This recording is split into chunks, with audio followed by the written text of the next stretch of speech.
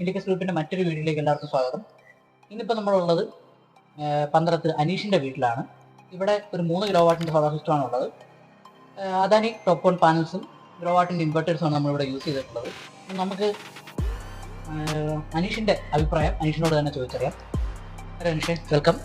അപ്പം എന്താണ് സോളാർ വെക്കാനുണ്ടായ സാഹചര്യം? സോളാർ വെക്കാനുണ്ടായ സാഹചര്യം എല്ലാവരും ചെയ്യുന്നത് പോലെ തന്നെ കറണ്ട് ബില്ല് കൂടുന്നു. KCB നിന്ന് അവർ ബില്ലിൽ നിന്ന് രക്ഷപ്പെടുക എന്നുള്ള ഒരു കാര്യം തന്നെ. കാരണം ആക്ച്വലി ഞങ്ങൾക്ക് വന്നുകൊണ്ടിരുന്ന ഒരു ബില്ല് ആവറേജ് എടുക്കുകയാണെങ്കിൽ ഒരു 4000 രൂപയ്ക്ക് അടുത്തായിരുന്നു. ഏകദേശം 3900, 3800, അപ്രോക്സിമേറ്റ്ലി 4000 രൂപയ്ക്ക് അടുത്ത് തന്നെയായിരുന്നു. ആ സമയത്താണ് ആക്ച്വലി സോളാർ ആക്കുന്നതിനെ കുറിച്ച് ചിന്തിച്ചത്. ആ സമയത്ത് സോളാർ ആക്കുന്നതിന്റെ ഫസ്റ്റ് ഓഫ് ഓൾ ആ എക്സ്പെൻസ്, ഇതിനാക്കുന്നതിന് മുന്നേ തന്നെ 78000 രൂപ സബ്സിഡി, ആ ഒരു ഇതറിഞ്ഞപ്പോൾ തന്നെയാണ് ഫസ്റ്റ് ഓഫ് ഓൾ സോളാർ ആക്കുന്നതിനെ കുറിച്ച് ഫസ്റ്റ് ആലോചിച്ചത്. അത് ആലോചിച്ച് കഴിഞ്ഞപ്പോഴാണ് പിന്നെ ലൈക്ക് ഇതിന് സബ്സിഡി ഇത്രയുണ്ട്. പക്ഷെ അന്നേരവും നമ്മുടെ മുന്നിലുള്ള ഒരു വെല്ലുവിളി എന്ന് പറയുന്നത് ബാക്കി എമൗണ്ട്, അതായത് 78000 രൂപ സബ്സിഡി. പക്ഷേ ഒരു 3 കിലോ വാട്ട് സിസ്റ്റം ചെയ്യണമെന്നുണ്ടെങ്കിൽ ഞാനൊരു ഓവർവ്യൂ എടുത്ത സമയത്ത് എങ്ങനെയായാലും ഒരു 210, 220 ആ അപ്രോക്സിമേറ്റ് റേറ്റ് ആണ് എല്ലാവരും പറഞ്ഞത്.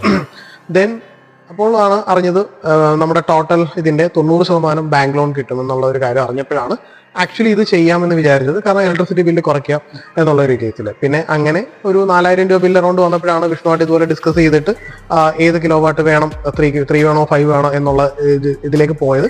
അസ്പർ അന്ന് വിഷ്ണു ആദ്യം പറഞ്ഞിരുന്നു 4000 ഒക്കെ ആണെങ്കിൽ 3 മതി. പക്ഷെ വെച്ച് കഴിഞ്ഞിട്ട് ഇപ്പൊ ഞാൻ വിചാരിക്കുന്നുണ്ട് 5 ആയിരുന്നെങ്കിൽ കുറച്ചുകൂടെ നല്ലതായിരുന്നു. കാരണം ചെറിയ ചെറിയ എക്സ്ട്രാ ബില്ലുകൾ വരുമ്പോൾ, അതിനെക്കുറിച്ച് പറയുമ്പോൾ അത് ഒത്തിരി വലിയ ബില്ലല്ല. കാരണം 4000 രൂപ ബില്ല് വന്നുകൊണ്ടിരുന്ന സ്ഥാനത്ത് ഇപ്പൊ വരുന്നത് ആകെ നോർമൽ മീറ്ററിൻ്റെതായി 230 രൂപ, അത് പ്ലസ് ഒരു 40 രൂപ 50 രൂപയൊക്കെയാണ് അഡീഷണൽ വരുന്നത്.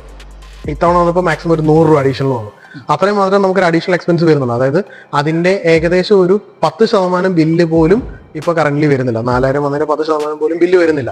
അതാണ് അതിന്റെ ഒരു ഹൈലൈറ്റ് പോയിന്റ് എന്ന് പറയുന്നത്.